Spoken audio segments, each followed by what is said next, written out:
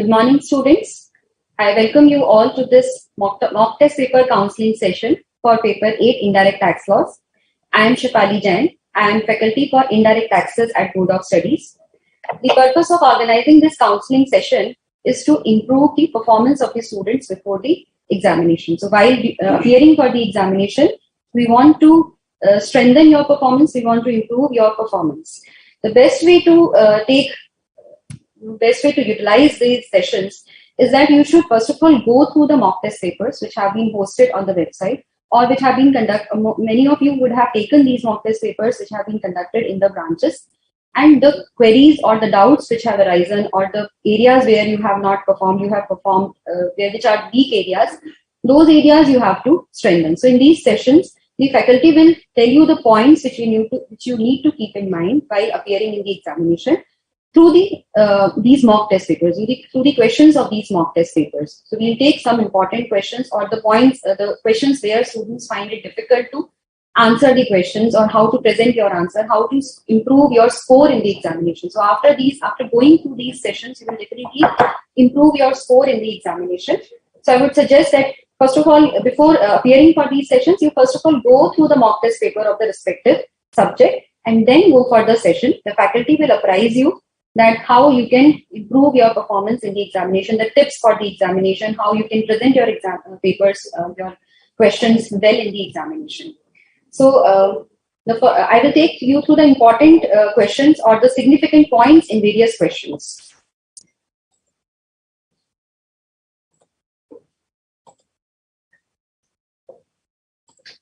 So we'll start with the mock test paper questions. And in fact, since you will see that the answers of various questions are available to you on the website itself. The answers have been posted. So I will focus more on the case scenario based questions because MCQs are there and you might have not been able to solve some of the MCQs because answers are not provided. Descriptive questions, most of the answers are provided, but still there also I will highlight the points or the tricky areas where you might find it difficult to solve the questions. So first of all, we will start with the question, the first case scenario of the mock test paper.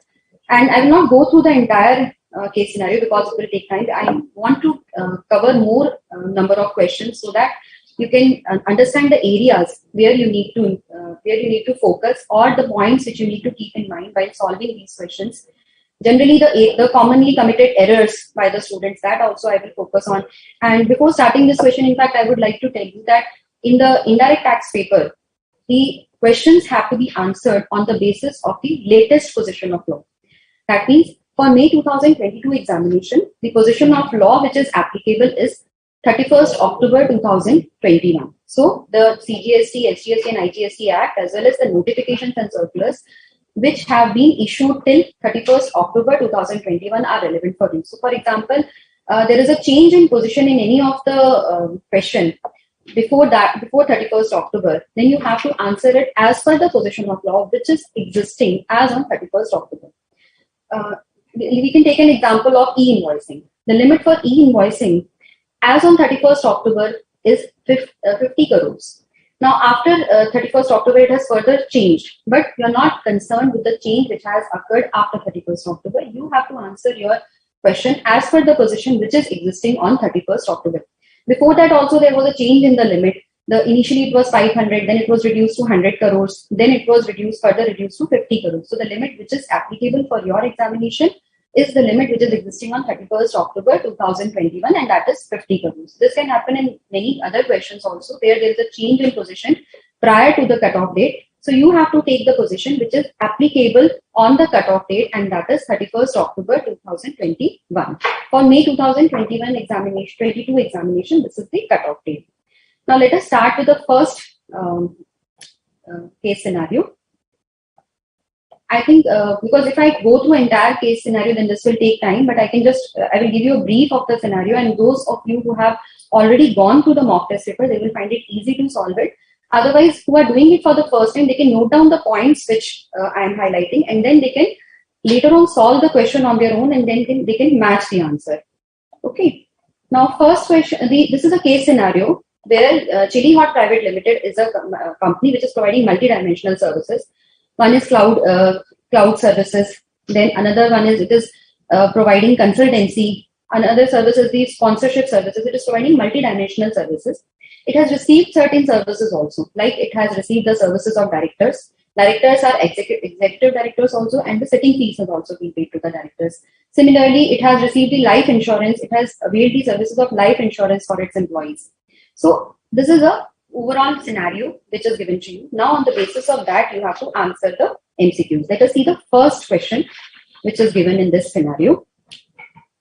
The liability to pay GST for cloud services procured by Chili Hot from Moon.com schedule. Now, let us go to the relevant content or relevant text where this answer, you will find that answer.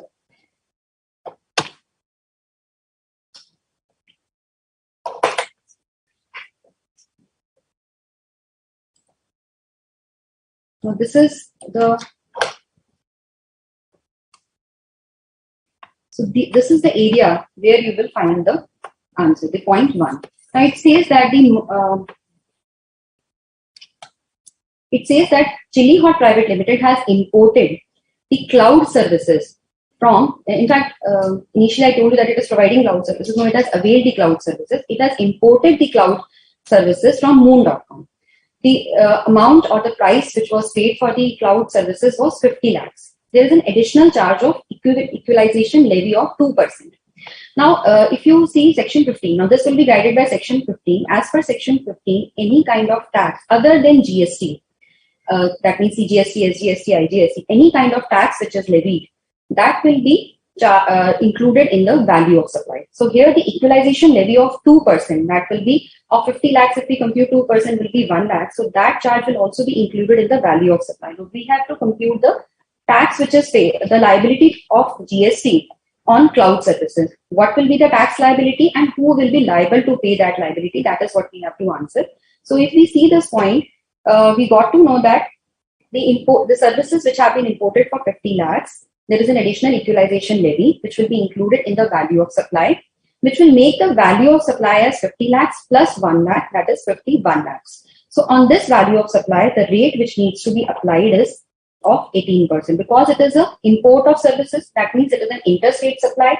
So the rate which would be applied here will be 18%. And on 51 lakhs, if you apply 18%, then that will come out to be 9,18,000.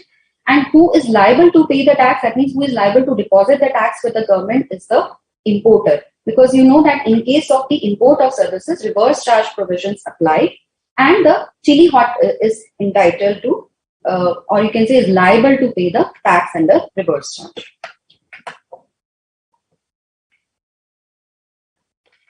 In fact, students, I would request all of you to answer the questions also. I will take one by one all the questions. And by the time, in the meantime, I will start explaining the provision also, but I will request all of you to answer these questions on the basis of your understanding, or those of you who have already attempted the questions during the mock test paper sessions, then they should tell whatever answers they have written, so that they will get to know that whether they have attempted it properly or not. The second question is, so first question, the correct answer is B, that is the liability to pay tax on this transaction is on Chili Hot, that is the recipient, under reverse charge, because it is an import of services. The tax which has to be paid is on 50 lakhs plus 1 lakh, that is equalization. The catch here is that equalization levy has to be included in the value of supply, which is a tax other than GST, and that is includable in the value of supply. Next question is, see, Chili Hot Limited seeks your advice on taxability of sitting fee payable to the directors and salary payable to the executive directors. Now let us go to the relevant portion for this particular MCQ. That is point number 2. Point 2 says that Chili Hot pays sitting fee of 25,000 to 4 directors per month. So sitting fees has been paid to directors. Further, there are 2 directors who are in executive roles and who are drawing a salary of 2 lakh per month. So directors, there are 4 directors to whom sitting fee is being payable. Further, there are 2 other directors who are in executive role and to whom salary is being paid. Now, as per the reverse charge notification, the tax on the fee or the services provided by the directors to a body corporate is payable by the body corporate. But this amount or the remuneration which the company is paying to the directors should be in the form of for the services which they are providing. It should not be, if it is the salary which is being paid by the company to the directors, that means the directors are in employment with that particular company. And we know that as per Schedule 3, the services provided by employee to an employer in course or furtherance in course of the employment is included in the negative list. That means it is not a supply.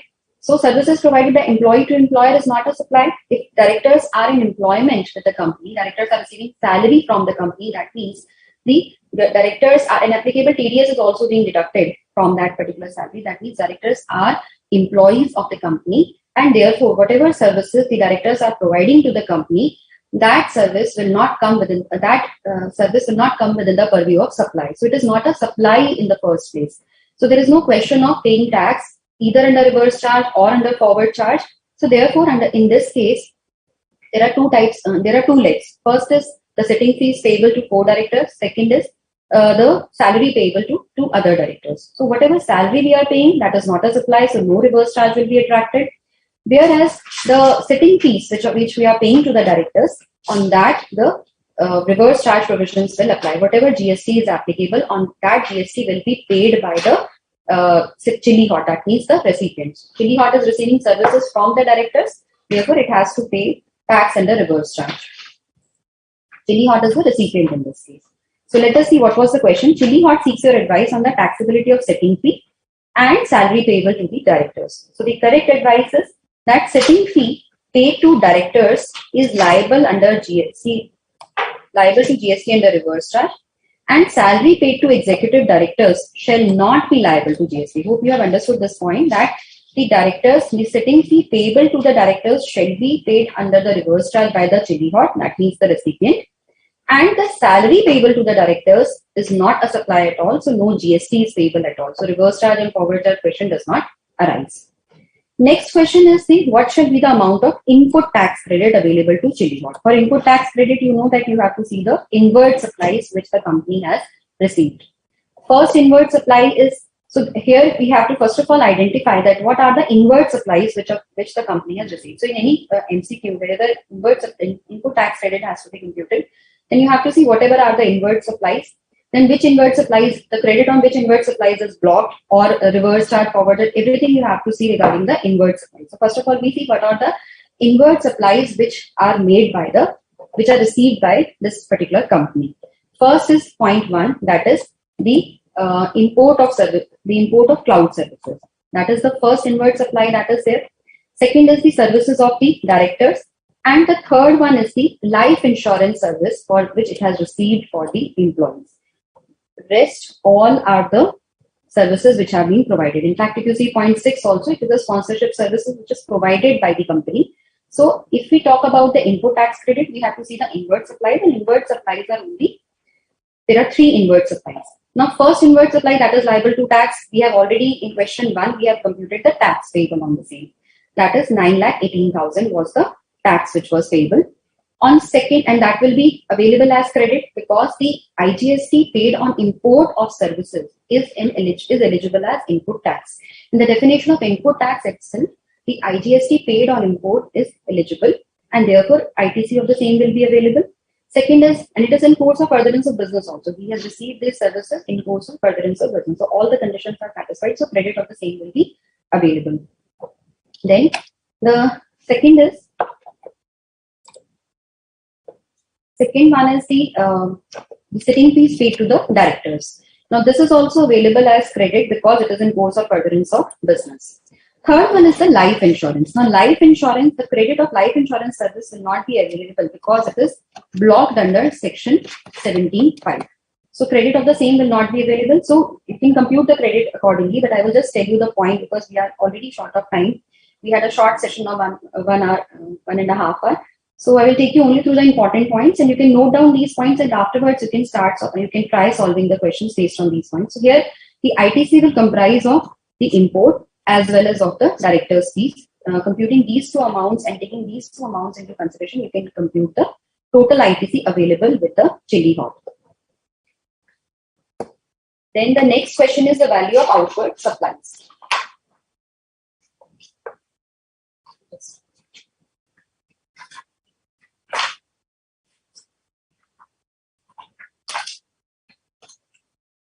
Yeah. So next is the value of outward supplies made by Chili Hot in the month of July. What is the amount of outward supplies which is made by the Chili Hot in the month of July? Outward supplies, we again have to go to the case scenario. Now let us see, we have already seen that first three items are the inward supplies. Now we have to see the other points, because these three are inward supplies, so we don't have to see these three entries. Now point 4 says that it provided the consultancy services to Suncor based in Bangalore for an invoice of 30 lakhs. Now this is a straight simple service which has been provided by Chili Hot, and this will be your output supply. Then empowering, in point 5 it is mentioned, then empowering India is a non-government organization and it is providing a subsidy of 5 lakh to Chili Hot. Now this company is receiving the service of, this company is receiving a subsidy of 5 lakhs. Subsidy, if you, again you have to recall section 15, whether it has to be taken in the value of supply or not. Now, subsidy has to be taken, or it has to be included in the value of supply only when it is paid by a non-government organization. So that condition is satisfied here, that it is a non-government organization which is providing the subsidy. But second condition which has to be there is it needs to be linked with the price. That means it should be directly linked with the price of the product for whom the subsidy is, or price of the service or product for whom the subsidy has been provided. So in this question, if you see that the subsidy of rupees 5 lakh is provided in lump sum, that means it is not linked to any particular product or any particular service. It is provided in general, or a lump sum amount of 5 lakh as subsidy has been provided by Empowering India. So that means this subsidy will not be includable in the value of supply. Then the last point is the 6th point. This is sponsorship service. Now sponsorship service, Chili Hot is provided. This Chili Hot is a company, is a body corporate. It is providing sponsorship services to Mr. X. Mr. X is an individual, and the amount for the same has been given to you. Regarding sponsorship service, you need to, this is a very important service. Actually, students generally get confused in sponsorship service. How? Because here it has been expressly provided that the company has provided sponsorship services to an individual, Mr. X. But in many cases, how the question will be given to you is that the particular person, for example, it had been given this way, that Chili Hot has sponsored, Chili Hot has received an amount of 5 lakh for sponsorship of an event organized by this company from Mr. X. Mr. X has given rupees 5 lakh to Chili Hot for organizing an event. So this event which is organized by Chili Hot has been sponsored by Mr. X, and Mr. X has given rupees 5 lakh for the same. When students read that Mr. X has given an amount and it has sponsored an event of the particular company, Chili Hot, then what they would interpret in the first place is that Mr. X is providing the service because Mr. X has sponsored the event, and sponsorship services Mr. X is providing. No, but that is not the correct answer. It is Chili Hot which is providing the services of sponsorship to Mr. X. You know how you can ascertain that who is the service provider, who is service receiver in case of any service, and this is generally in case of sponsorship service, that students get confused that who is providing the service, who is receiving the service, because the way the questions are drafted, or way the service is being provided.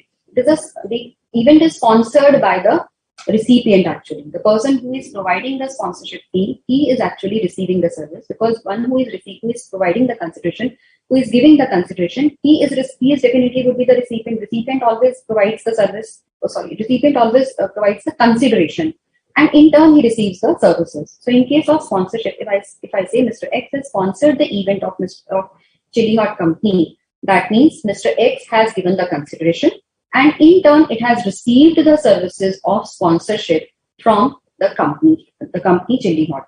So that means the 5 lakh is the consideration for the sponsorship services. Now sponsorship services, we know that the reverse charge is applicable in case of sponsorship services, but it is applicable only when the same is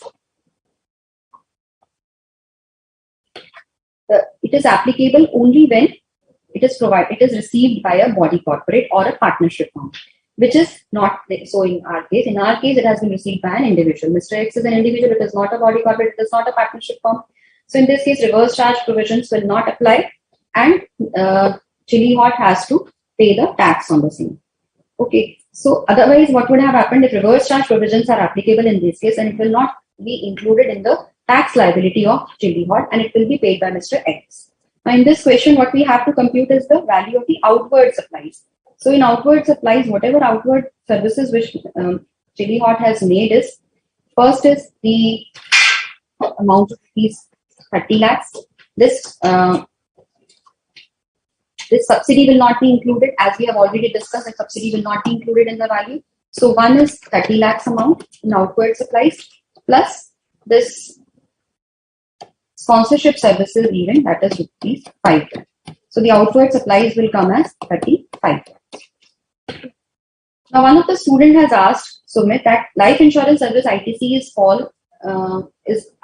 blocked because it is not mandated by law.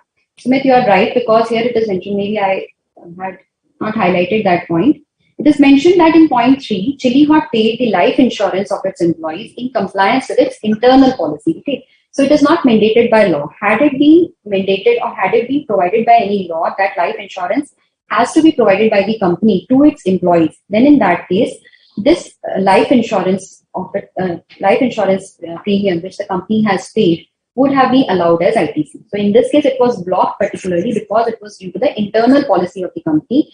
It should have been mandated by some law which is in being forced, then only it would have been allowed. Otherwise, it is blocked. Let us see if any queries have been received. Subsidy should be unit linked provided by the government. Yes, so you are right. That's in this 5 lakh. Why we have not included this? Why we have not included this subsidy of rupees 5 lakh? Because it is not provided. It is not directly linked to the price. Though it has been provided by if it is provided by the government, no, you're not right.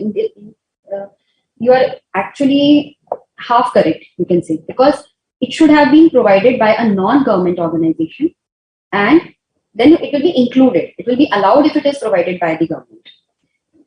Then it should be, so if it is provided, it is not provided by the government and it is linked to the particular product, then it will be included in the value. Otherwise, it will not be included in the value. So in our case, it will not be included in. Now, next question, if you see, next question is 1.5, which says that amount of GST to be deposited in cash by Chili Hot.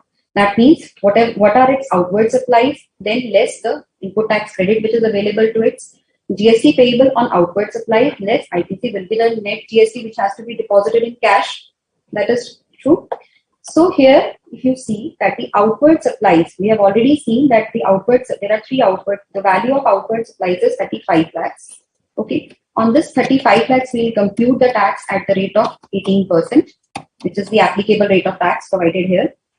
And from this, we will deduct the ITC which is available to the company. Now, ITC, if you see, we have already computed in question number 3. In 1.3, we have computed the ITC. Though I have not given you the final value, but that was 9,36,000. So that will be reduced from here. And the net amount which will come is the amount of the net GST payable in cash. So this 35 lakh into 18%, this will come out to be 6,30,000, and the credit available is 9,36,000. So since credit available is more than the outward liability or output liability, so in this case, the net tax to be payable in cash is nil, and that is the correct answer. Now, so I hope this question is, now you have understood this question. It is clear to you. Now we come to the next MCQ. So if you see the next MCQ, next case scenario, here also there are 5 questions and 4 questions. 4 and 5. 5 questions are there. And if we go through the case, we will see that Mr. Shore is a proprietor.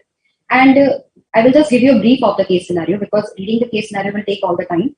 So Mr. Shore is a proprietor, and he has a turnover of less than 20 lakhs in the previous year. He's supplying stationery items, and apart from that, he's providing some services also. But that we will see in the question what services he's providing. So he's supplying, basically he's engaged in supply of stationery items. Apart from that, he has rented out his 1 floor of his house for residential purposes. Now, when I say for residential purposes, it should immediately click to you that for residential purposes, then it will be exempt. Okay. This is how you have to see the question, that you will see that yes, if it is written for a residential purpose, it is exempt. Then we'll move forward that yes, what are the other points which we need to see. Apart from that, his outward supplies are given. Then some of his inward supplies are given to you.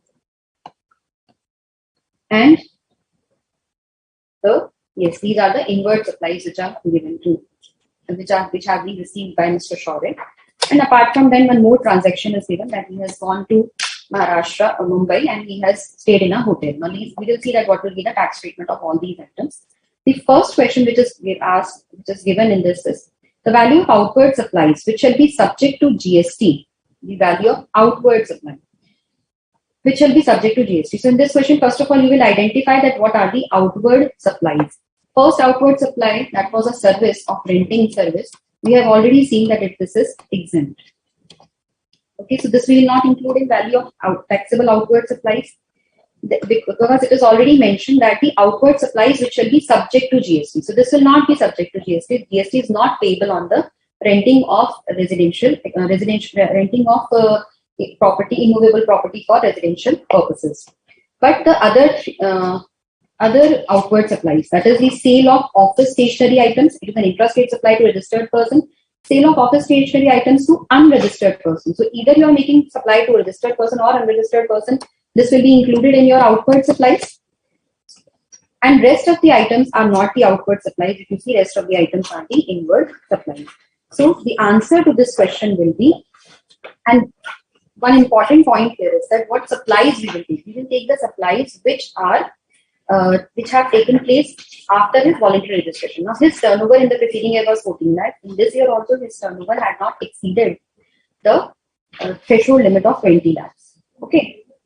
Now, still he has taken the registration. If you see that here it is mentioned, during the current financial year, he applied for GST registration on voluntary basis. So he has taken the voluntary registration on 2nd of April.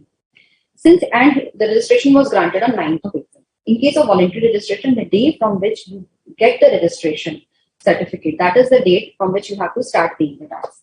So in this case, since the turnover from 1st April to 8th April, or transactions from 1st April to 8th April are also given, and from 9th April to 31st March are also given. But what turnover or what supplies which you will take for paying the tax will be the supplies which have been made after 9th of April, on or after 9th April, because this is the date from which he got registered. Only after you get the registration certificate, only after you get registered, you have to start paying the tax, because before you're not registered, you cannot pay the tax. And since it's a voluntary registration, so you have to start paying the tax only from the date on which you have got registered. Yes.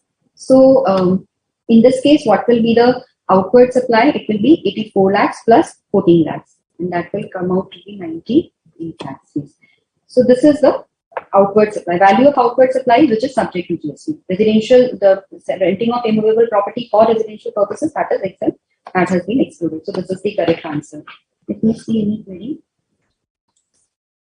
In 1.5, Srinidhi is asking, in 1.5, RCM payment will come.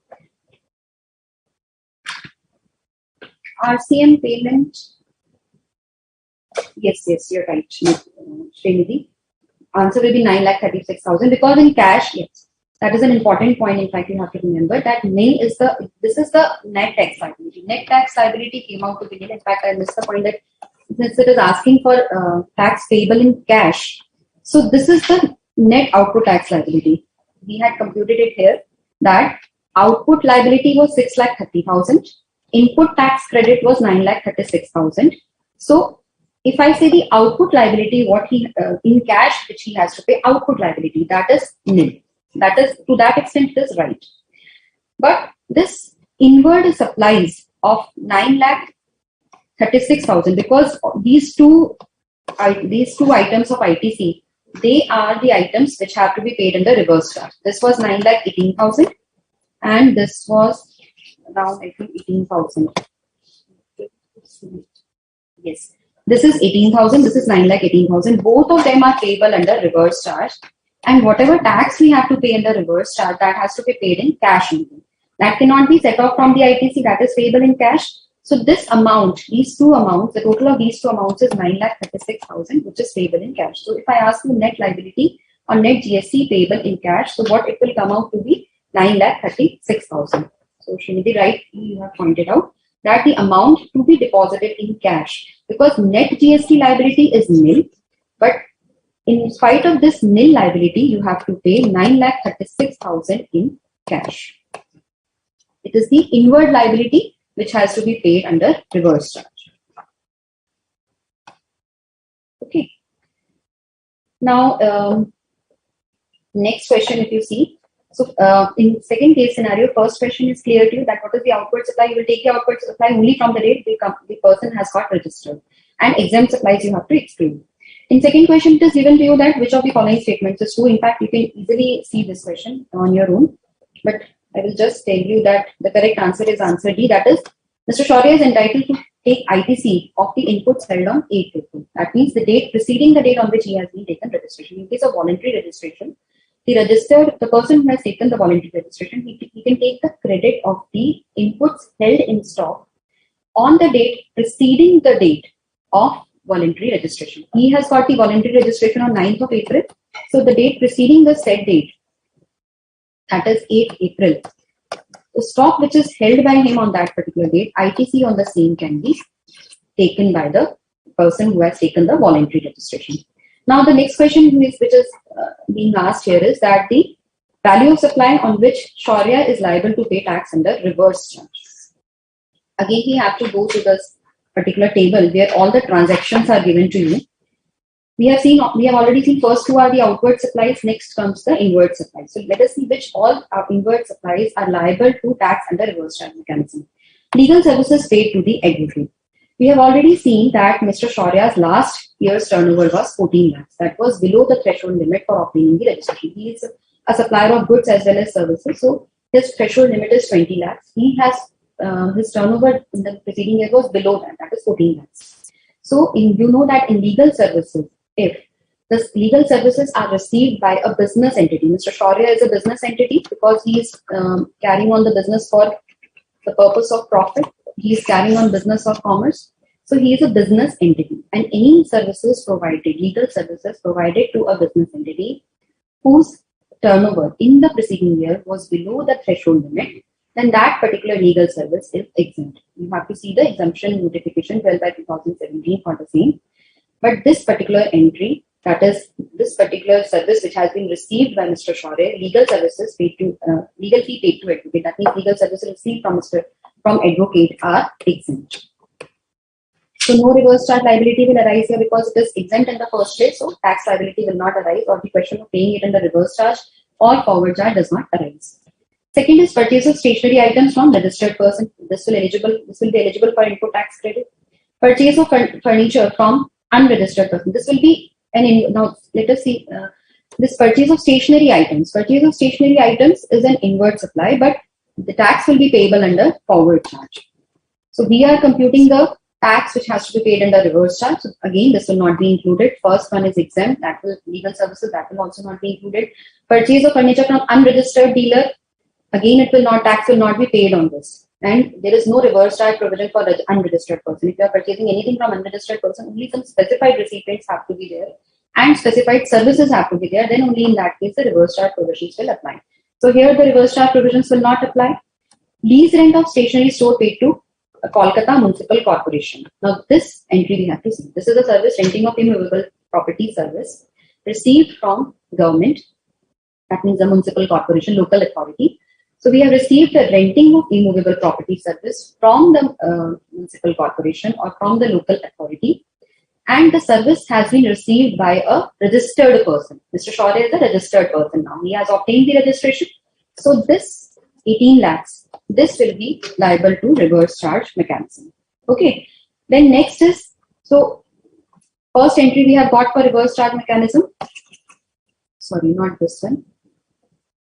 This is This is 1,20,000. 1,20,000 is eligible for reverse charge mechanism. Then transportation charges paid to Mr. Jagat Transporters GTA. Again, GTA is an important service. These are some of the areas where students sometimes commit mistakes also. That in GTA, you know that there are two rates that GTA can charge, 12% or 5%. If rate is 12%, then GTA has to pay the tax under forward charge. And it can take the credit also. But if rate is 5%, then in that case, and the service has been received by the specified recipients. Who are these specified recipients? These are either factory, society, or this body corporate partnership firm, or a registered person, casual taxable person. If the service has been received by any of these and the rate being charged is 5%, then in that case, the tax has to be paid by the recipient under reverse charge. In this case, it has been expressly provided the tax is not payable at 12%. Okay, so forward charge, that means the GTA is not liable to pay tax in the first place at a rate of 12%. Then second comes the 5% rate. That means tax rate is 5% now. And now second condition we have to see is the specified recipient. Like whether the service has been received by the specified recipient. So if we see here, Mr. Shaurya is a registered person. So he is a specified recipient. Tax is payable at the 5%. So in this case, the reverse charge provisions will apply. And we'll pay tax on the service which he has received after getting registered. Before registration, nothing will apply. But after registration, this will be included. So this is the amount which is given to us, and we have to apply the rate, and we can find out that what is the but here I think value is asked, the value of supply on which the tax has to be paid in the reverse charge. So you can compute that these are the two amounts on which the RCM is applicable. Let us see the services after that also. Interest paid on borrowing services from BBR Bank. Now interest has been paid. That means we are receiving the services of this borrowing. So we have taken the amount, we have taken loan from BBI Bank, and in return we are paying the interest. So these are the services received, but there is no RCM here. After that, accrued interest on fixed deposit with BBI, again, it is no RCM is applicable. Reverse charge provisions are not applicable in case of the loan services which have been received from the bank. And then rent received from the IDICI Bank. This is actually an outward supply. So the question of RCM or forward charge does not arise. It is an outward supply. So inward supplies are then here. So we have seen that there are only two services which have been received on which the tax has to be paid under reverse charge mechanism, and these two services we have to include here.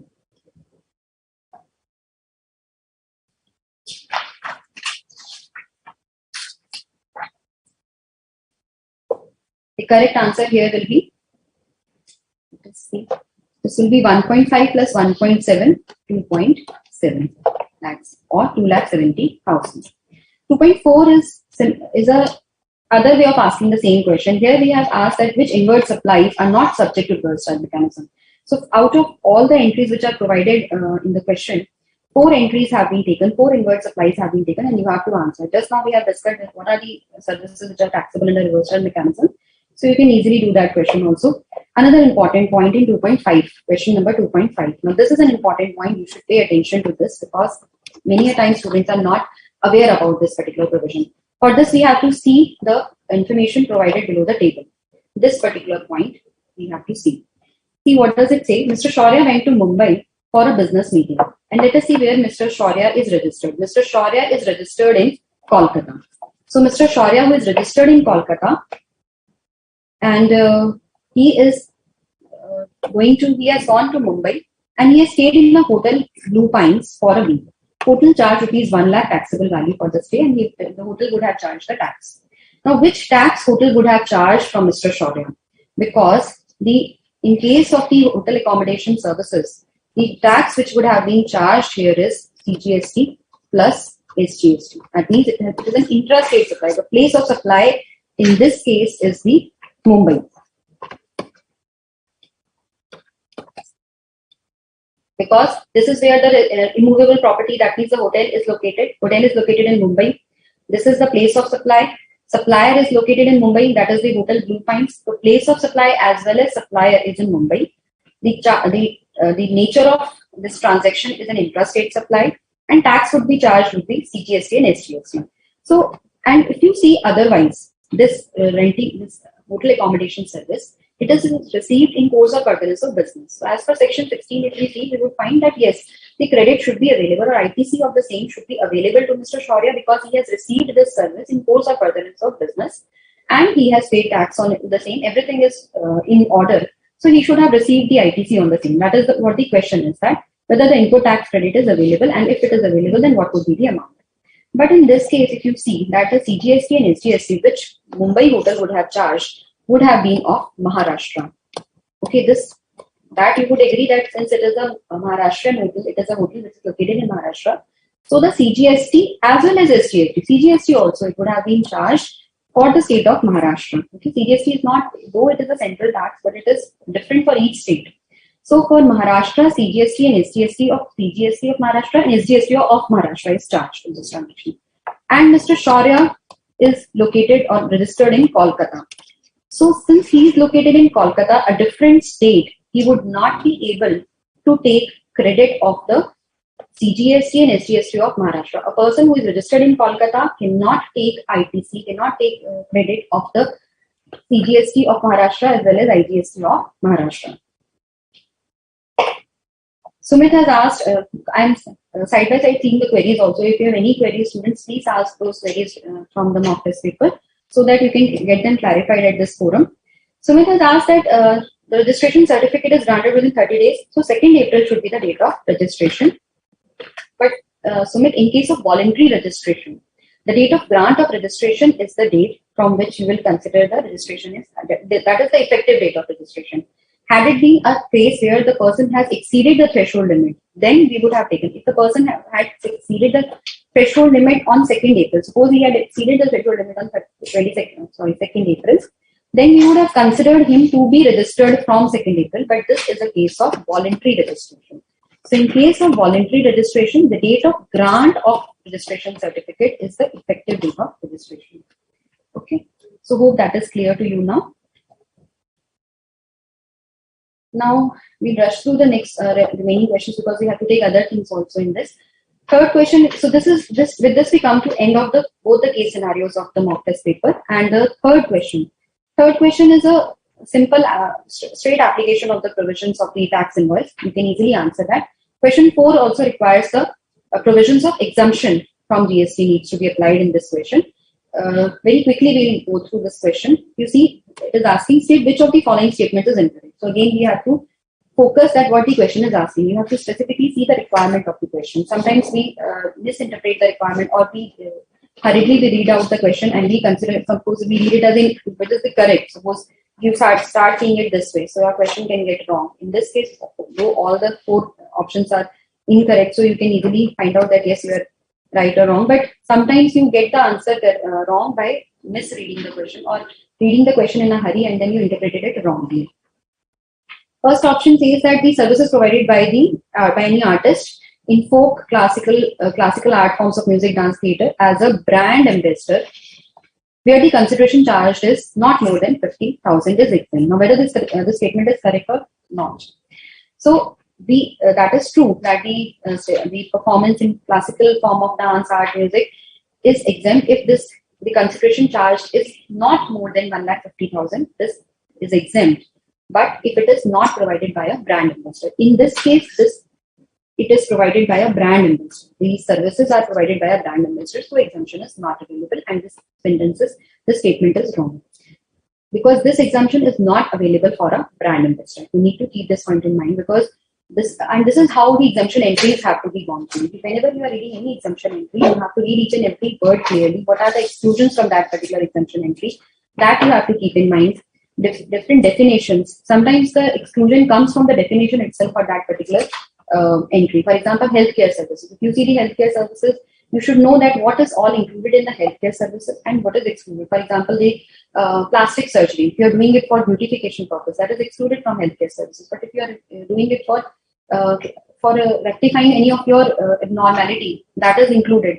So this shows that every definition in the exemptions has to be gone through, has to be done very properly. You have to go through the definitions properly. You have to practice the definitions also, because the exclusions which are mentioned in those definitions can sometimes lead to some of the exclusions from the exemption itself.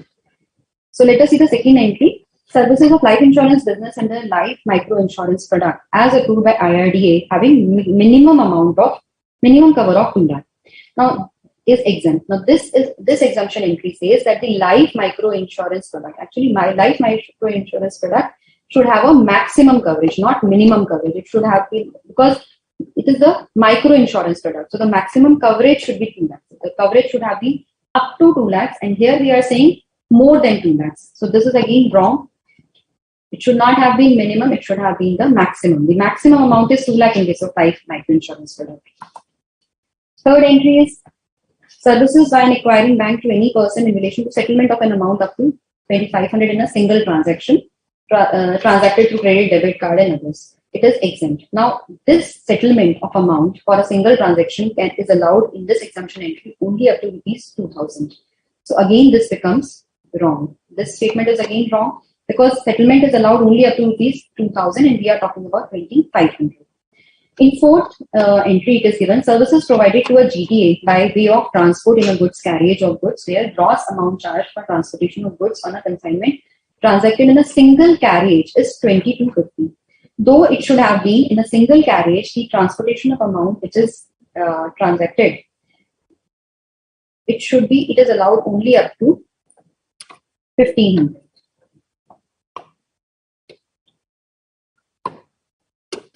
So here it is taken as 2,250. So again, this is not exempt and this statement is wrong. So all the four statements are wrong and the answer is D.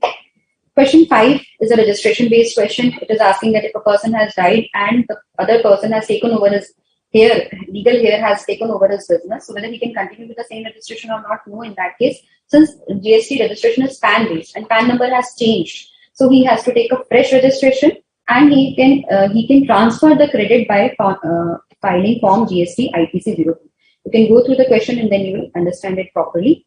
I have just given you the cue that how this question has to be done.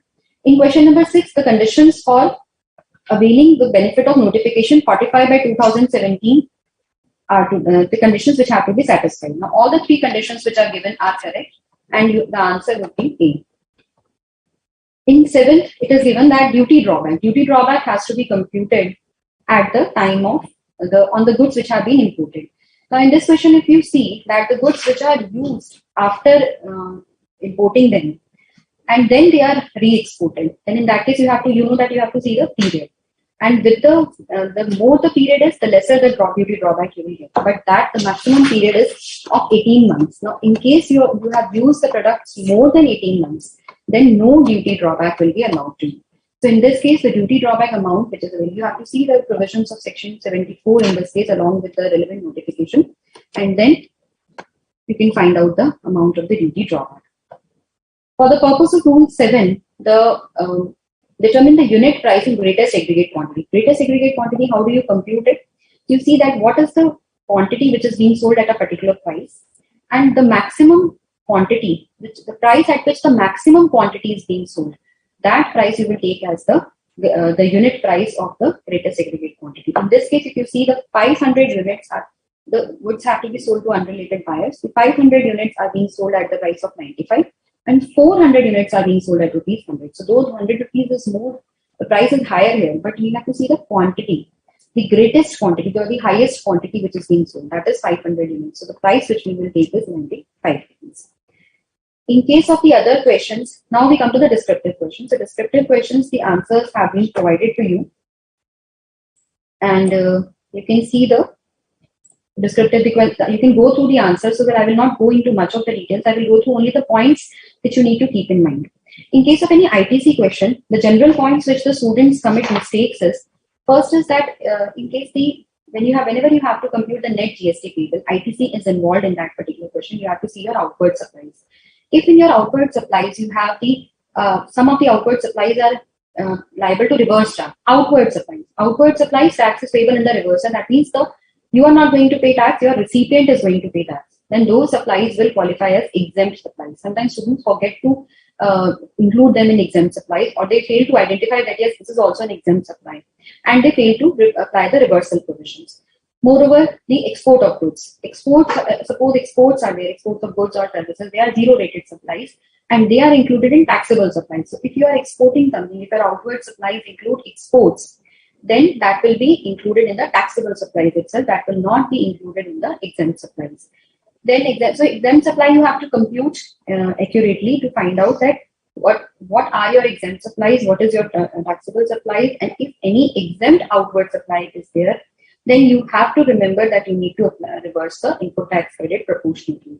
Sometimes 1 or 2 exemption entries are given in the question, and students tend to ignore or they tend to forget the application of the reverse charge, the reversal provisions. They take whole of the ITC and they compute the answer, and that gets wrong.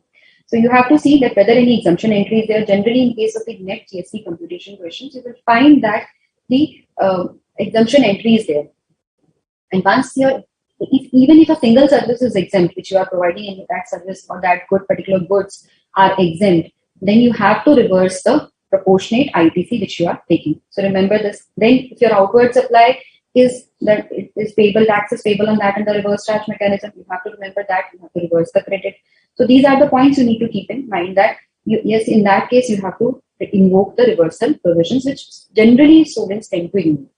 Another point in net GST, because this first question is a net GST computation question. So maybe whatever points I'm telling you are not there in this question, but these are the general points which you need to keep in mind while answering this question 1. Question 1 is a compulsory question, you remember. And in this question, generally, net GST payable has to be computed. It is generally asked, students are generally tested on net GST payable. So these are the points you need to keep in mind while computing the net GST payable in question 1, which is a big evaluation and synthesis based question. So one more point which you need to keep in mind is that in case of the output tax, when you are using the ITC, suppose you have computed the reversal provision, you have applied the reversal provisions, you have computed the net ITC, the proportionate ITC which is to be taken.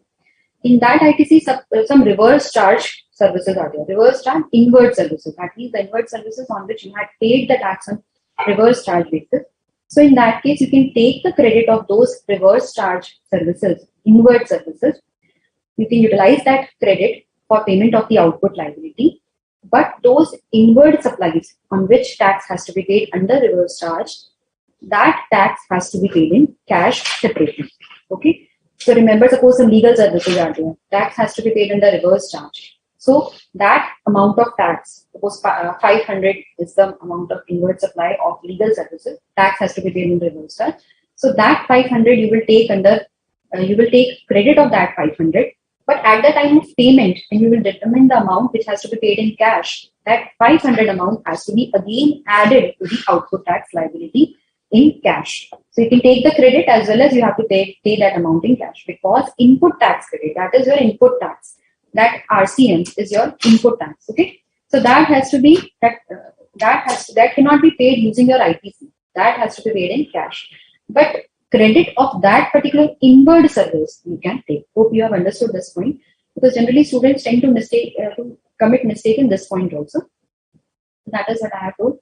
And apart from that, you have to see the composite and mixed supply concept also in these questions. Suppose you are providing some service and you have been given some transportation service you have given with regard to a product, and you have been given separate rates for that. So you have to see that yes, this transportation service, if this product has to be delivered at the premises of the buyer, then the transportation services has to be clubbed, or it is a composite supply. The supply of goods plus this transportation service is a composite supply, and you have to apply the concept of the composite supply. The tax rate has to be the rate of the main supply, that is the supply of particular product which you are making, and transportation of goods will also be taxed at the rate of the main supply. Or in case it is so that the transportation service is exempt, because the transportation of goods made by a non-GTA is exempt. So in case in your question it is given that goods are being supplied, transportation services are also being provided by the supplier, the taxpayer which is there in the question, and those services are provided by a non-GTA. So otherwise these services are exempt. But since in our question, they will be a composite supply. The goods which you are supplying plus this transportation services provided by a non-GTA, they will be clubbed with the main product and it will become a composite supply. So those services will also become taxable, and they will be taxable at the rate of the main supply. So these are the certain points which you need to keep in mind while doing this particular first descriptive question, which is a compulsory question, and it encompasses all the provisions. It is an integration of all the provisions all the substantive provisions, you can say that your supply, charge of tax, reverse charge provisions are applicable here, input tax credit is applicable, exemptions sometimes you have to keep in mind, some exemption entry will be tested here. Then you have to you have to know the provisions of the valuation provisions. You have to take the value, you have to see whether you have to take subsidy or not, whether you have to give the discount or not. That also you have to keep in mind. So, and obviously ITC. ITC is the most important provision which you have to apply when you are computing the net GST table. So if you see your integration of all these substantive provisions is there in this first question, and that is why it is very important. You should practice these questions from the chapter of ITC, test of knowledge section of the ITC chapter of the study material. Ample number of questions are given there and in this chapter. You should go through these questions and you should solve those questions. And please try to solve those questions on your own without seeing the answer. If you try solving those questions without seeing the answer, you will definitely find that you have committed some or the other mistake, because all the points generally you don't tend to remember. But if you see the answer, you will feel that you know everything and you are aware of this question. But if you solve it without seeing the answer, definitely you will find out your weak areas or the areas which you have to see again, the tricky points you will find. So that questions have to be practiced. So those questions you can practice from the ITC chapter of the test model. This is the first question. The points which I have already told you, life insurance point here also it's there.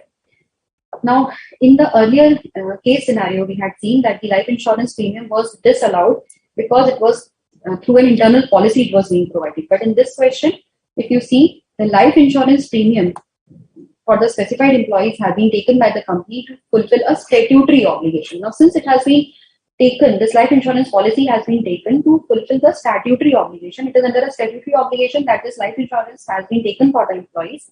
So this will be allowed. ITC on the same will be allowed.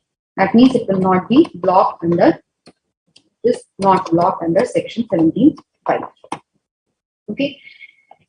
And other points which you need to keep in mind is, you see here it is given the high-speed diesel. Now he has received certain consumables. The company has received certain consumables. This is also an inward supply, and the company has received the consumables including high-speed diesel. Now, high-speed diesel oil, you know that the GST has not yet been levied on the petroleum products. So since GST has not yet been levied, so this particular amount has to be excluded. ITC of the same will not be available because GST would not have been levied on the same. So you cannot take the credit of the same. Rest of the points in this session have already covered. Exports under LUT, then this will be included in the taxable supply if you are invoking the reverse charge provisions. But if you see the outward supplies which are given here, they are the simple supplies. None of them is exempt. Supplies in Rajasthan, supplies in other states, and exports. So this is also again a taxable supply. So here the reverse charge provisions will not apply. We will not consider export to be an exempt supply. Export is always taken for the reversal purposes. Export is always taken as a taxable supply. Next question is question 2. Now this is an important point in question 2. In question 2, the valuation of supply provisions are applicable. Again, I will not go through the question because it's a long question to read, so it will take all the time. We'll take a lot of time in reading the question. I will just apprise you with the summary of the question. In fact, first of all, I'll tell you the provision which we need to apply in this question. The post-supply discount. This question deals with the post-supply discount. Any discount which is given before undertaking the supply or at the time of undertaking the supply is a pre-supply discount, and that is allowed. It should be indicated in the invoice, and it has been taken into account in the that has been actually given to the buyer. Then that discount is allowed. But what is post-supply discount? Post-supply discount is a discount which is given after the supply has been effected. The supply has been made, and after that the discount is given to the buyer. That is called the post-supply discount. Now, this post-supply discount, what is the relevance of post-supply discount? This term we have now, we know that what is post-supply discount. What is its relevance? Its relevance is when you are determining the value of a particular supply. If a supply has taken place, and in that supply some discount has been given after undertaking the supply, then that post-supply discount, whether it will be included in the value, whether we have to again include it into the value, or we can exclude it from the value of supply which we are determining. So that is the point, and that is why this post-supply discount gains relevance. So post-supply discount is allowed as a deduction from the value of supply, provided 3 conditions are satisfied. First, this post-supply discount is known before or at the time of making the supply. When I was making the supply initially, I was aware that if I fulfill this particular condition, I will get a discount of 10%, 12%. So this I was aware when I was when a buyer has purchased something, if he fulfills this condition, he'll get a discount. So known before or at the time of supply. Second, the discount is linked to the invoices. Discount is the particular invoices. That means a particular product to a particular sales. The discount is linked. That yes, whatever we had given to we have sold this particular product to you, and if you make the payment within this particular time, or made 500, you made a sale of 500 products, then we'll give you a discount of 10%. So this discount is linked to this particular invoice. That means there is an invoice to which this discount is linked directly. That condition needs to be satisfied. Third is that the ITC which the buyer has taken of that particular amount, because buyer at the time of the supply itself would have taken the entire credit. Now when the discount has been allowed to him, he would be given the discount of the GST amount also. So he will be given now this amount. He has to reverse the proportionate GST, or accordingly he has to reduce the GST which is available on the discount portion. Then only this discount will be reduced from the value of supply. Otherwise, if he has taken the entire credit, then there is no point of reducing this GST for the purpose of value of supply, which has to be determined under the GST. I hope this is clear that these three conditions need to be satisfied.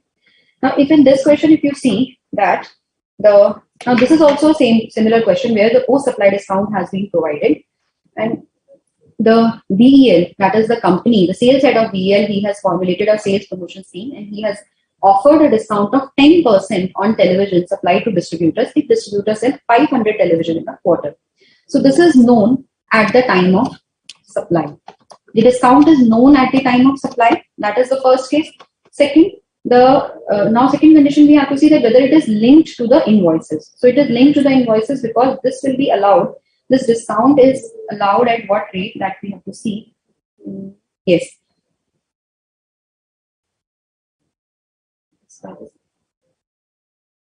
It has sold this television. Here it is the sale of television sets. So television sets have been sold at the rate of 8,400 per television. And how the discount will be allowed is, the discount will be offered at the rate of 10% per television on television sets supplied to the distributor. So whatever television sets have been sold, that particular invoice, on that particular invoice, whatever rate has been charged, 10% of that particular rate will be allowed as the discount rate. So it is linked to the invoices. Third condition, the reversal of credit. The reversal of credit is whether the credit has been reversed or not. Now for that we come to the last sentence, that is, while Relish Electronics, the dealer, we are talking about the dealer who has purchased the televisions from BEL, the Relish Electronics reverses the ITC availed for July to September. For July to September quarter, this particular person has reversed the credit. So therefore, the post-supply discount will be allowed as a deduction from the value of supply, because all the three conditions are satisfied.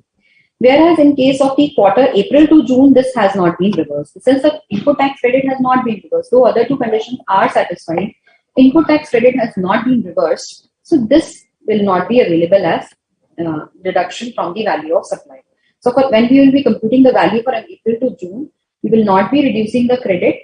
You will not be reducing the value of supply from the discount amount.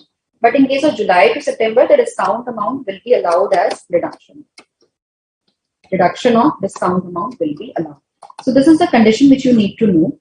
And the most important thing in this question is that even if you know the concept, it is more important is how you have to present that particular answer. So for that, I would suggest you here, I have not taken the answers. I have not taken the copy of the answers, but you can go to the website and you can see the answer, the way in which this answer has been presented. That makes a difference to this question, because you have to enumerate, you have to elaborate all the provisions.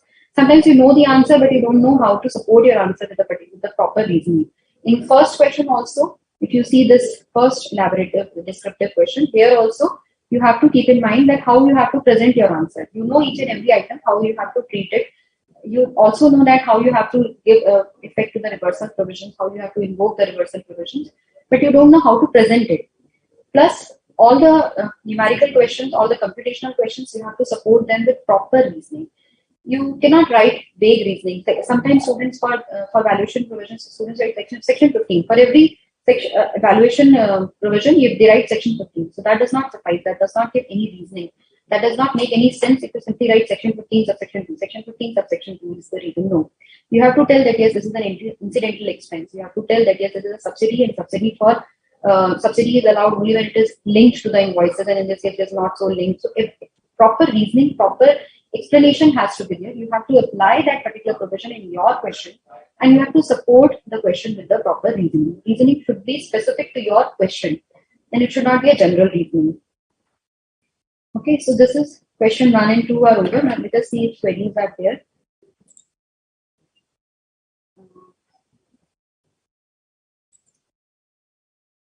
For brand ambassador, Sumit is asking, no limit is applicable. Yes, so if you are a brand ambassador and you are providing the services of this classical folk art or classical dance, music, or this art form, then in that case, the brand ambassador, in case of brand ambassador, the exemption is not available at all. Even if you have provided the services below the threshold limit of 1,50,000, then also the exemption will not be available. How to distinguish between composite and mixed supply? You have to go through the definition, Sumit, because the composite supply is a supply which is naturally bundled in course of business.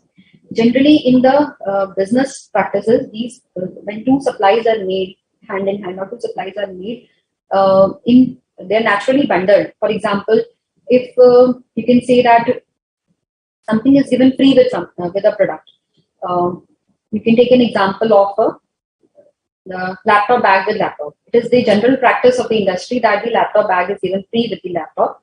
Then this laptop bag is an ancillary supply to the main supply of laptop. So both of these will be composite supply, and tax will be the rate at which the main supply is being taxed, and that is the supply of the laptop, because laptop bag is an ancillary service or a subsidiary service. Secondary service, you can say secondary supply, not service, secondary supply of goods. Similarly, 2 or 3 products they have been 2 or 3 products have been clubbed and they are being supplied compositely, but they are not naturally bundled. For example, if we have made a box of items where chocolates are there, and balloons are there, and some stationery items are there, so we have made a gift box and we are supplying it at one rate, at one price. We are supplying it.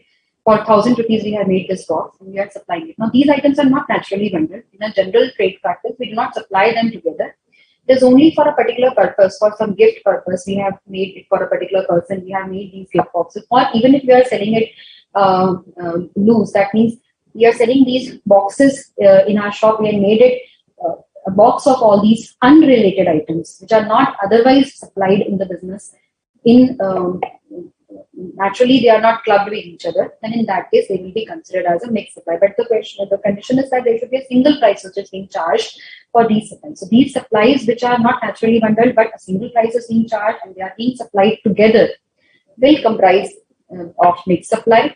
Rate which will be applied will be the highest rate of all the items. So if we are having 4 or 5 items and the highest rate is 14%, then the rate, all other items will also be taxed at the rate of 14%, and that one price which we have charged will be taxed at the rate of the 14% or the highest rate. Now we come to the next question. Now this is a question of the educational institution. I think this also you can agree with. For educational institution, you have to see that what are the entries. The entry 66 has to be thorough. You have to see what are the inward supplies, what are the exemptions which are allowed to an educational institution with regard to the inward supplies, and what are the output supplies which are made by an educational institution which are exempt from GST. Inward supplies, if you see, generally I am covering this point. Inward supplies, if you see that first this catering services, then housekeeping, security services, these are available only to a preschool or a senior secondary or higher secondary institution. And an important point here is, if you see, like I told you, that each exemption entry has to be read very particularly. Each and every word has to be read in an exemption entry. If you see the security services provided to an educational institution, they are exempt only if these services are provided within the premises of the school. If you are providing services for a function organized outside the school, security services particularly, then those services are not exempt. They will be taxable services. So this is how you have to read each and every exemption entry. Then the place of supply question is there. Now very quickly I will take you through the case scenario of the next another entity, so that the important points you can understand. Here also, I will not go through the entire case scenario. I will just give you an idea and then we'll start the questions. Mr. Vihan is a chartered accountant and he has provided a bundle of services during the last year, and we have given you the information regarding that, and then you have to compute the various values. First is the value, compute the value of supply made by Mr. Vihan to Kahani Tours. Now this particular value can be computed from the information given in point 1. Okay. Now here it is provided that he has provided consultancy services to Kahani Tours and it is a UK based entity. And the value which it has charged, or you can say the price paid or payable for the particular consultancy services was 95,000 euros. Now we have been given the exchange rate also, but we have to see whether we have to compute the answer in euros or in rupees. That we have to see. So yes, the answer has to be computed in euros. So we will not change the rate. We will not convert it into rupees. We will take the amount in euros only. So this is the price actually paid or payable. Then apart from that, there are the incidental expenses. Now as per section 15, incidental expenses are includable in value of supply. So this value euro 5,000 will also be included in the value of supply. After that, the interest on account of delay in payment of agreed consideration. Now interest on delayed payment, again section 15. Section 2 clause D says that yes, it will be includable in the value of supply. So this will also be included in the value of supply. Next information which is provided is Mr. Vihan hired the services of a professional firm in UK to complete the assignment. Now he has hired the services, he has taken the services of the professional services for completion of this assignment. So this is actually an inward supply, if you see. This is not an outward supply, this is an inward supply. And moreover, this amount or this cost, it has not recovered from Kahani Tours. So he has not included it in his value, which he has charged from Kahani Tours. So this will not be included in the value. So total value will come to 1,05,000 euros. So this is the value of supply. So this question is based on section 15. Now, yes, so this is the answer. Now, aggregate turnover. So when you are computing the aggregate turnover, this value you have to take.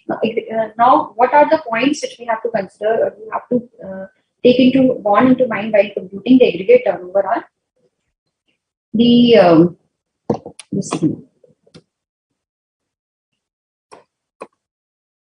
so 1,05,000 in euros. It has to be multiplied with exchange rate, that is 75 is the exchange rate which is given to you.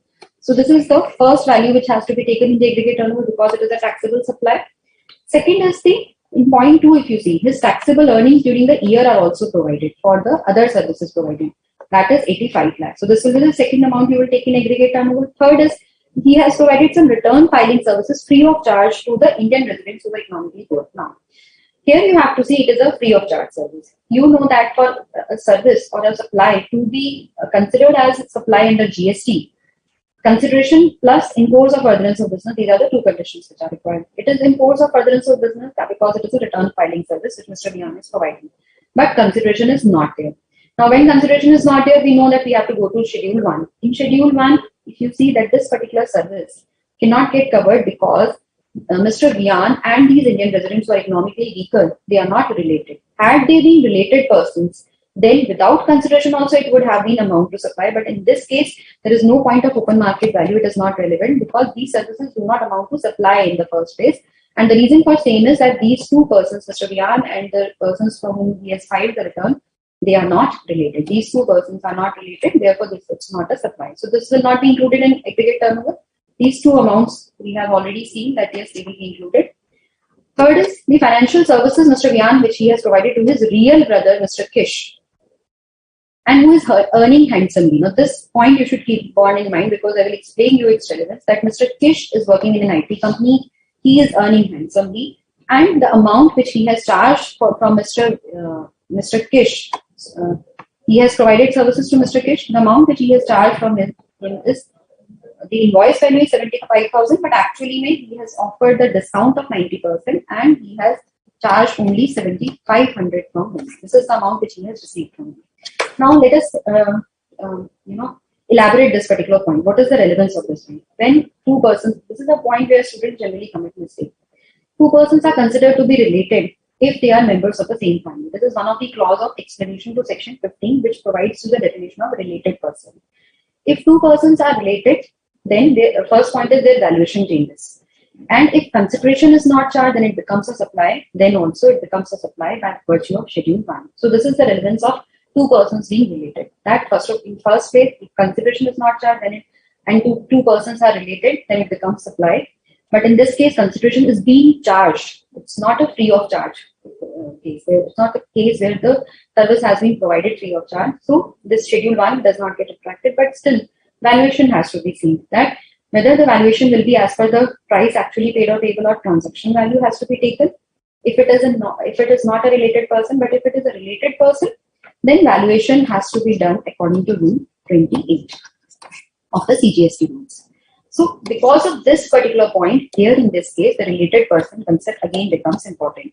So we have to see that, because we have to see that what value we have to take in this particular transaction, whether it will be 75,000, that is the open market value as per the information given in the question, or it will be 75,000. Out of these two values, which of the two values we have to take in this particular case? So we have to see whether Mr. Vian and Mr. Kish are related or not.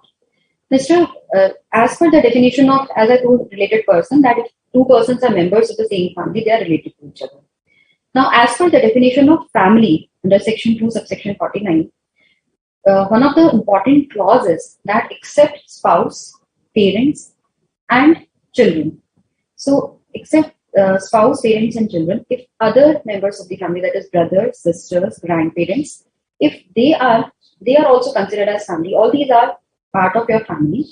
But if grandparents, brothers, sisters, grandparents, brothers, and sisters, if they are there, and you are considering them as relatives, then in that case, you have to see that they should be wholly dependent on the person with whom we are seeing their relation. So in this case, Mr. Vian is the taxable person, and Mr. Kish, he is his brother. So Mr. Kish should be wholly dependent on Mr. Vian. But here we have already provided that he is working in an IT company, wholly dependent. Financially, he should be wholly dependent. So he is earning handsomely, and that means he is not dependent on Mr. Vian, and therefore he is not related to Mr. Vian. And since he is not related to Mr. Vian, so valuation will be on the basis of the transaction value, and that is 7,500. But in case here it had been mentioned that Mr. Kish, who is the real brother of Mr. Vian, he is not earning anything and he is totally dependent on Mr. Vian, then in that case we would have considered Mr. Kish as to be related to Mr. Vian, and then we would have taken the value to be 75,000, that is the open market value.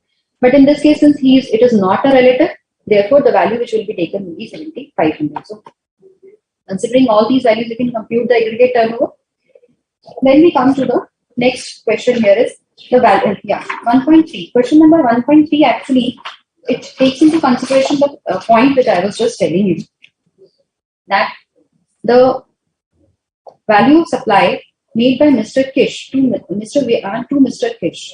If Mr. Kish is son of Mr. Vian, all of the conditions remain the same. Now, if we go back to the question, we will see that Mr.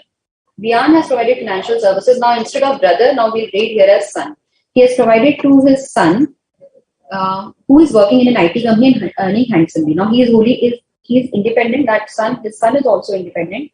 But since definition of relative says that son in any case has to be a related person, so in this case, the valuation now the son will become a related person. He will become a related person to Mr. Vian, and plus the valuation will be as per Rule 28, which is the open market value, and therefore 75,000 would be the value. But in question 1.2, where we had taken him to be his real brother, there the valuation would have been on the basis of the transaction value.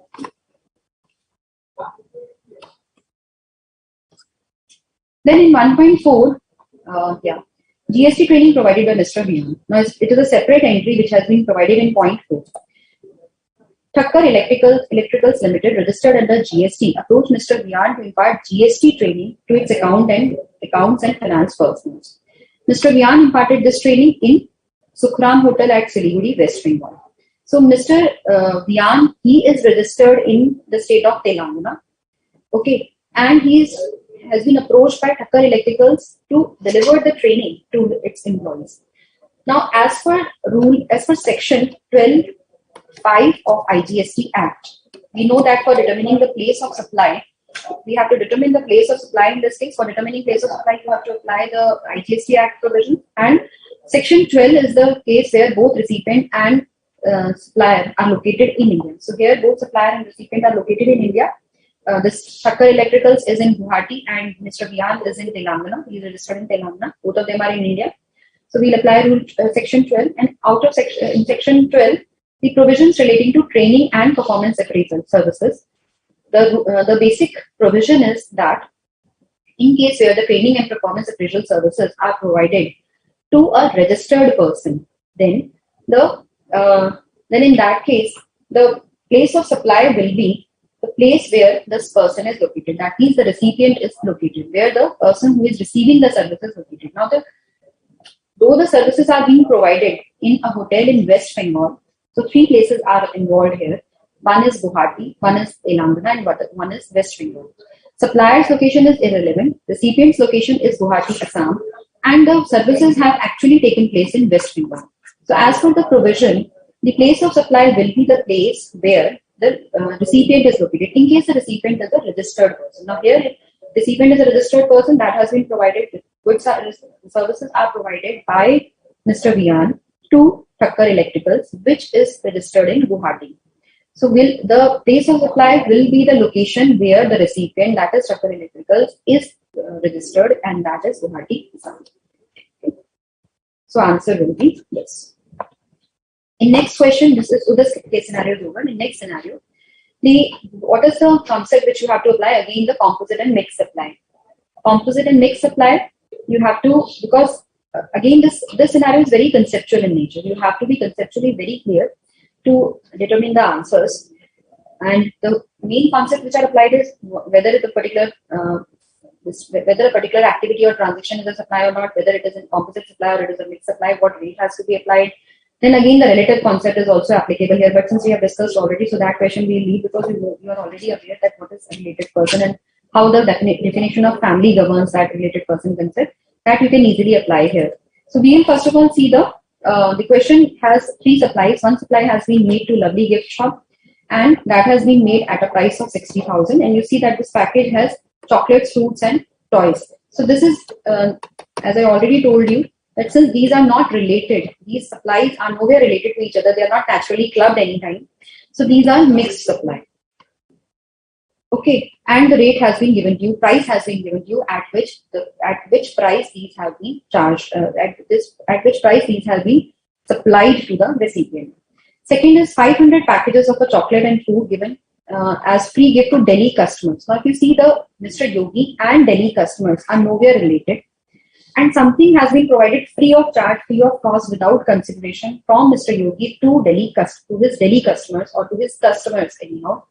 So since these 2 persons are not related persons, in the definition of related person, the customer is nowhere a related person, though employer and employee are there, but customers are nowhere related person. So this is not a supply in the first place. And since it is not a supply, so we don't have to compute its value, and all other information is irrelevant here. That we'll see what questions are being asked in this respect. Generally, we are reading the situations. Third is catering services. Now, catering services have been provided to his elder brother free of cost for his business function. Now, again, brother is carrying on business. Catering services are provided to him, so he is not a relative in this case, because he is taking the services for his business. So that means he is well settled and he is not dependent on Mr. Yogi. Apart from that, this information, penalty. A penalty has been charged from Lovely Gift Shop for late payment of 60 days. Penalty of 10,000 has been received. Now, this supply has been made in the month of January, that is given here, and this penalty has been received in the month of March. Now comes the provision. Now here comes the application of the provisions of time of supply. The time of supply of the original supply, that is the 20,000 packages which have been supplied to Lovely Gift Shop in the month of January. The goods have been removed in the month of January. So for this original supply, the time of supply will be January. But for the late fee which has been charged, or the amount of the penalty for late fee which has been charged, that will be taxed in the month in which the penalty has been actually received by the supplier from the recipient. So in this case, the penalty has been received in the month of March, and therefore it will be taxed in the month of March. So penalty of 10,000 will be charged in the month of March. The original amount of 6 lakh will be charged in the month of January. Now second comes the rate. Now since it is a mixed supply, we have already seen So the rate which will be applied, you have been given the rate of all the items here. You have to see the highest rate, and that rate will be applied to the amount which has been charged in the original supply. And same rate will be charged on the interest on delay, penalty for delayed payment. So same rate will be applicable on the rate of original supply will be applicable on the penalty for late payment also. So rate also we have determined. Then we have the month in which that will be taxed. That also we have determined. Next comes the nature of supply. That is whether it is an intrastate supply or it is an interstate supply. Now you see that Mr. Yogi is registered in Delhi, and the supply which he is making is to Lovely Gift Shop in Punjab. So definitely it is an interstate supply, so IGST will be charged. So in this case, accordingly, you will determine the amount by applying the rates. I think you can do that. Next comes the second question, that is the GST on services of transportation of goods. Now, till now we have not gone through that entry which talks about the services of transportation of goods provided by Mr. Yogi. For that, we need to come to this additional information point 2. It says one of the old customers of Yogi, who is Mr. Muni. Mr. Muni is an old customer of Mr. Yogi. He approached him to arrange the transportation of some goods purchased by him from a local supplier.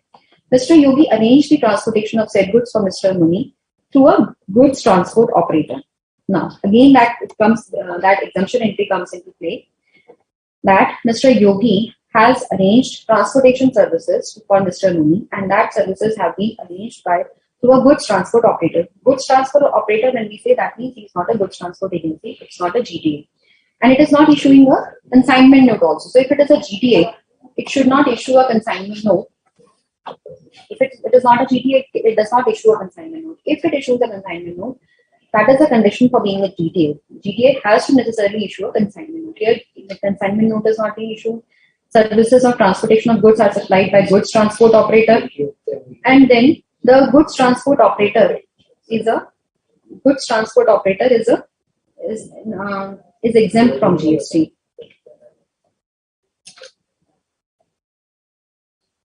So goods transport operator services provided by goods transport operator are exempt from GST, and the services provided by Mr. Yogi to Mr. Muni are exempt from GST. So in this case, GST will not be charged or will not be paid at all. Rate of GST does not arise at all, because sometimes you may get confused with the provision that the GTA services has two rates, 12% and 5%, and then we have to say reverse charge, forward charge. But since in this case the services are being provided by goods transport operator, so the services are exempt in the first place, and the question of tax charging GST at any rate does not arise. Then question 2.3 says that supply of 500 packages as free gift to Delhi customer. This we have already discussed. That it is not a supply. Catering services provided by Yogi. Again, this we have discussed. And the next questions are these are the independent questions. From question 3, the independent questions have started. Question 3 is based on section 71. You can do that. Question 4 is based on the educational institution entry. We have discussed that security services have to be provided within the premises. This point has been tested in this question. So this also you can do on your own after knowing this particular provision. D&N Company. This question we can do. D&N Company registered under GST in Rajasthan issued an invoice of 5 lakh to P&N Company without supplying goods. Now, without supplying goods or services at the advice of its accountant. Now, as per the penalty provisions, or as per the provisions of section 122, if any goods have been supplied by any person without issuing the invoice, either without issuing the invoice or invoice has been issued without supplying the goods, then in that case the penalty is payable on that particular supply. So now what is that exact penalty provision is that the goods have to be supplied, either the tax invoice has not been issued or the tax invoice has been issued without supplying the goods. Now here D&N Company has issued the invoice, but it has not supplied the goods. So P&N Company has received the goods or received the invoice without the supply of goods.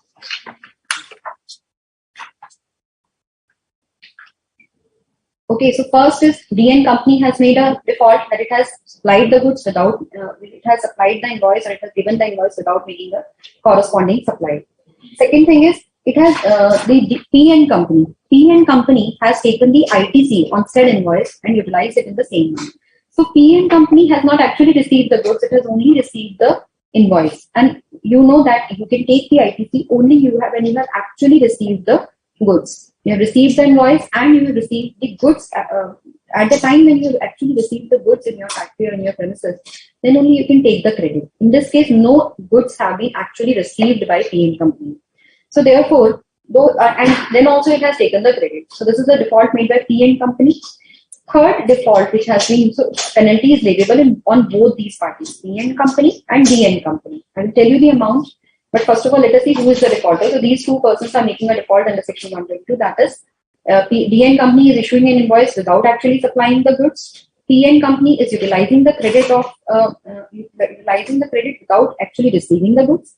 And the third person, the accountant of Mr. Sunil, he is actually abetting, or he is actually the person at whose request or at whose advice this default or this offense has been committed by PN company. So he is also a person in default. So the penalty will be levied on all these three persons, and the amount of penalty is the 10,000 or the amount of ITC that has actually been utilized without receiving the goods, or the invoice amount which has actually been issued, the invoice, the amount of which the invoice has actually been issued. So in this case, the amount is 5 lakh, 5 crores, 5 crores into 18%, and that will be 90 lakhs. So this will be default amount for all these three, PN company, DN company, as well as Mr. Sunil, and the correct answer will come to be answer D. Okay. Yeah. In question 6, if you see, again a very important point is tested here. I will go through the question because that is necessary to understand this provision. Sachi Traders registered in Maharashtra purchased machinery 2 years back worth rupees 2 crores and did not avail ITC. After using machine for 2 years, it gave it free of cost to an unrelated person, and on the date of transfer, the open market value was this and the written down value is this. Now, in case a machine has been purchased and the ITC has not been taken on it, okay, and then after 2 years, when we are selling this machinery free of cost, then that particular transfer of machinery after 2 years, that is in the month of September, we have to find out the GST implication on this particular date. Now, on this particular date, we have seen that this there is no consideration which has this machinery has been charged transferred free of cost. Okay, no consideration has been charged. So in order to find out that whether the transfer of this machinery after 2 years in the month of September, whether it amounts to supply or not, we should see that whether it qualifies or it falls in any of the clauses of Schedule 1, because consideration is not charged. Now, since it is provided free of cost and the permanent transfer or disposal by Sachi Traders to an unrelated person is there, but the ITC has not been taken on the same. Okay, so in para 1, we say that the permanent transfer or disposal of the business assets without that should be there, but it should be along with the ITC being taken on that particular product. If you have taken the ITC on that particular business asset and you have transferred it permanently to any other person, then without consideration also it will qualify as supply. In this case, consideration is not there, permanent transfer or disposal is there, but ITC has not been taken. So therefore, when this machinery has been transferred in September in the current year, then in that case it will not amount to supply because the condition of availing of ITC is missing here. Okay, so it is not a supply. You understood that point, that the machinery has been, when machinery was purchased, ITC was not taken. So at the time of removal, if we are not charging any consideration, then it will not fall within any of the clauses of Schedule 1 and it will not amount to supply. The next is in this question of itself, the next point here is, so this is not a supply. The GST charge on this particular transaction will be nil, and this is this was an outward supply. Then next is the in the month of September, it also supplied taxable goods worth rupees 50 lakh to High Oil Corporation in the territorial waters. So in the same month in which the machinery has been sold, in the same month it has supplied some goods in the territorial waters, and these territorial waters are located 5 nautical miles from the state of Maharashtra and 7 nautical miles from the state of Kerala. Now, we have to determine that, yes, this is a taxable supply, this is very apparent, there is no special case that it's not, it is exempt, no exemption is there, it is a simple taxable case. But what will be the place of supply in this case? So place of supply in case of supply and in territorial waters is the place which is nearest, the state which is located nearest to the baseline of the supply. So the territorial waters, the said territorial waters where the supply has been made, this High Oil Corporation is located, So this is nearest to Maharashtra. This is nearest to the state of Maharashtra. So in this case, the place of supply will be Maharashtra. So this is an important point which you should know. It is as per the provisions of ITSC section 9 that the place which is nearest, the state which is nearest to the baseline of the coast, that will be the place which will be considered as place of supply in case of supply in the territorial waters. And here in this case it is Maharashtra. Services has been provided by Sanchi Traders Maharashtra, and it has been provided to baseline. It has been provided in the state of Maharashtra itself. So you will be charging CGST and SGST, and the amount is 50 lakhs. And on the same, you have to apply the rate and you have to compute it. So first transaction is not liable to GST, and the second transaction you have to charge the GST. So this is how you can compute the answer of this particular question. Then the next is the place of supply question, and then customs questions also I think you can do by seeing the provision. So I have tried covering as many questions as we can cover. With this, we are actually running short of time. And let me just go through the other questions. If any other important point is there which we can cover, and I can apprise you of the point. Question 1 again is a compulsory question in which you have to take into account all the points which I had already told you, and you have to compute the net GST table. If you see here in question 1, this concept of mixed supply has to be applied. Now, while doing this question, you will understand this point in a better manner.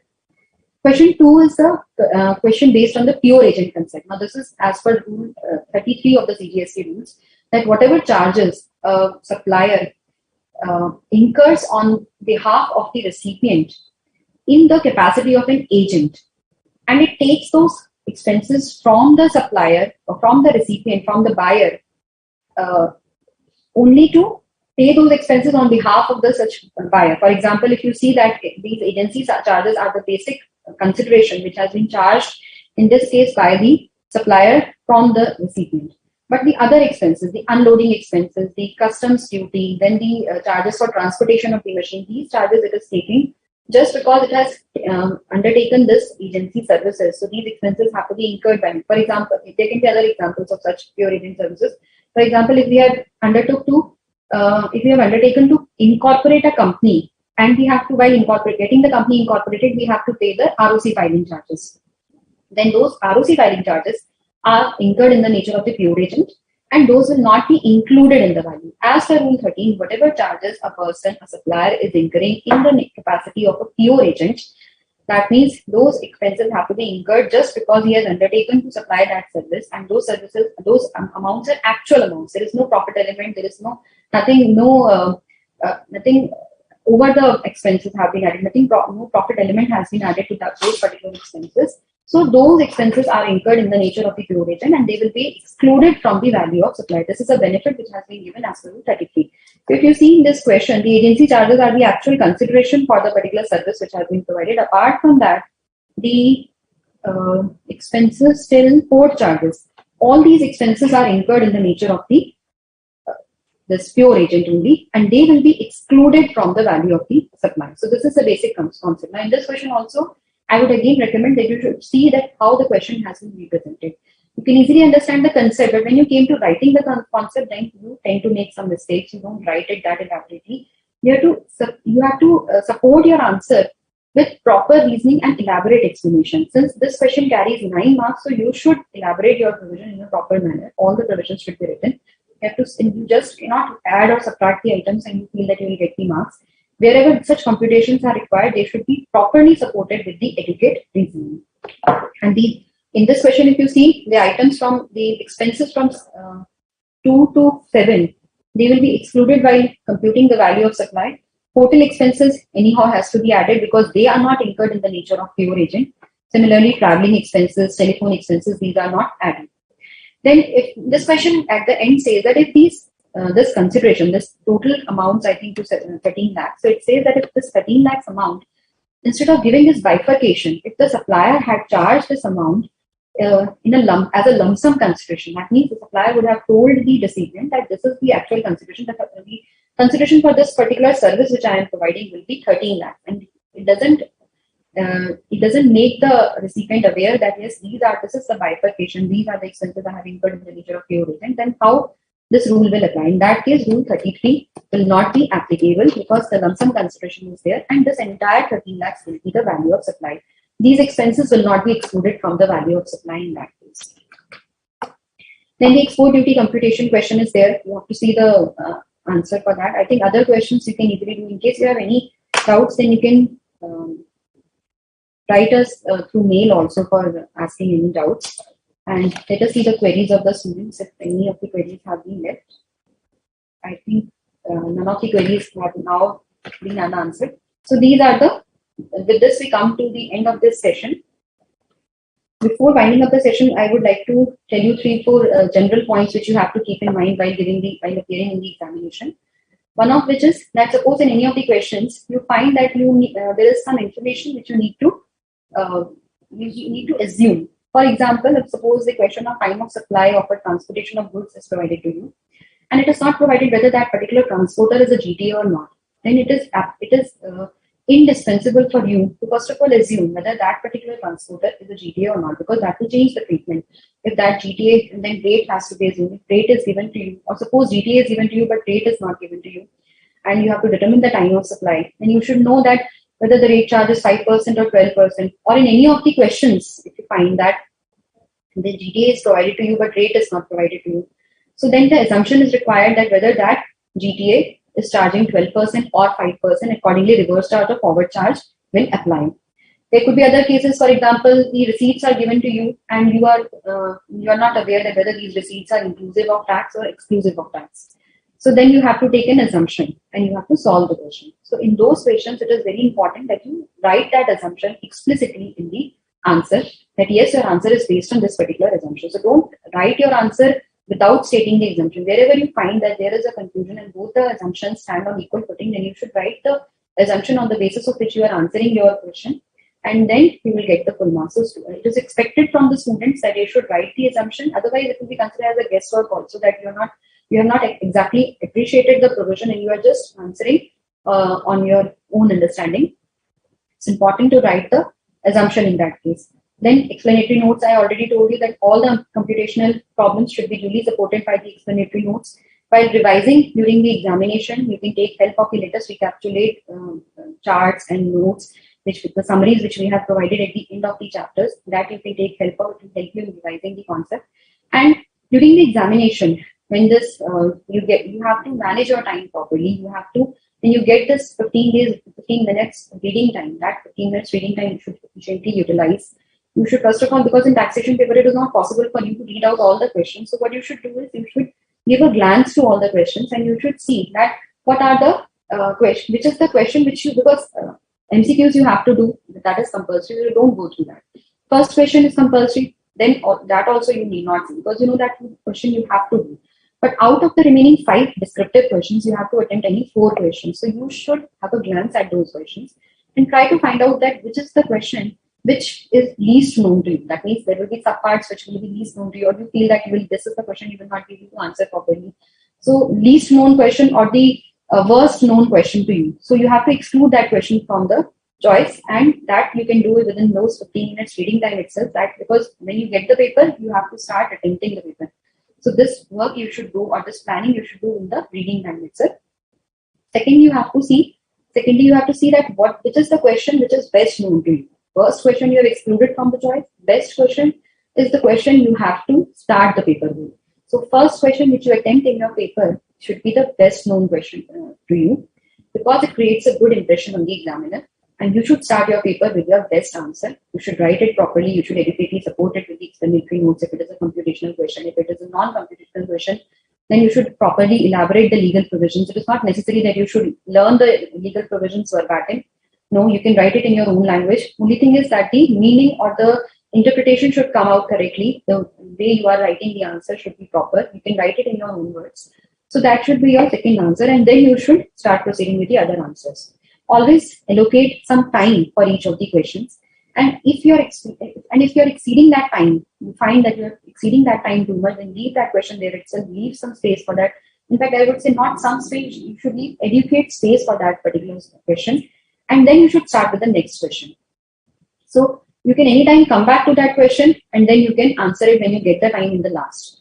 You should always know that answering 5 best answers will, in fact, answering 5 average answers will fetch you more marks. 6 average answers will fetch you more marks than answering 2 best answers or 3 best answers. If you write 3 answers very elaborately, everything correct, and you leave all the other 3 questions because you're not able to devote any time to that, so you're actually doing injustice to you.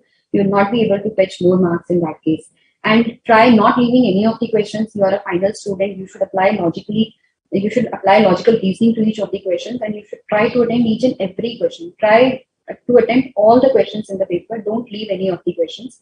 This will definitely, you will get something or the other in some or the other marks. You'll say, because if you're writing something in any question, you will definitely get some marks. You're applying your logical reasoning to that particular question. You will be able to answer it, and then you will definitely score better than what you were actually earlier scoring. So these are the points you need to keep in mind. Then you should see the instructions which are given to you in the admit card, that you have to start every question from a new page. Whatever the instructions are, that you have to see which pen you have to use, and take proper sleep before going for the examination. You should be very calm and composed at the time when you're appearing for the examination. So don't go for the last minute revisions or revising outside the examination center. Those things you should try to avoid, because whatever you are doing, whatever you have done before leaving from your home or leaving for the center, whatever you have done, that is sufficient for you, and you will be able to recall everything when you are studying you are appearing for the paper. And revision is very important. So whatever you are reading at this point of time, whatever you are studying at this point of time, always keep in mind, or always try to plan that how will you revise it in the examination. Because something which you are studying, which you are doing at this point of time, and you are not able to revise it before the examination, then that will amount to actually not doing that particular concept or not going through that concept. If you have not revised any concept before the examination, it becomes very difficult to actually recall that during the examination. So revision is the key to the success in the examination. You should revise, you should be able to revise. And for that, you have to plan right now that how you will be able to revise it the day before exam. You should get 1 day preparatory leave also. So that in that preparatory leave, how will you revise that? Or everything should be ready to you. If you have prepared the notes, then it is the best thing you can do. But if you have not prepared the notes, then highlight the important content from the book from which you are reading. Then if you have any charts, the questions which you feel that you should see before the examination, all that material should be ready with you, and you should have planned well that yes, 1 hour I'm going, this much time I'm going to devote for this particular chapter, then 1 hour for this, 2 hours for this, whatever is your planning. But for every chapter, you should have a dedicated time slot which you will be allocating before the examination. All these planning you have to do right now, so that during the examination you can revise everything which you have done now. Okay, so I hope these tips will help you in your examination, and you will be able to succeed this time in the examination and come out with the flying colors. So with this, we come to the end of this session. Let us once again have a look at the questions. If we have any of the queries from your side, no, we have no more queries. So thank you, students. With this, we come to the end of this session. Thanks for the patient listening. Thank you.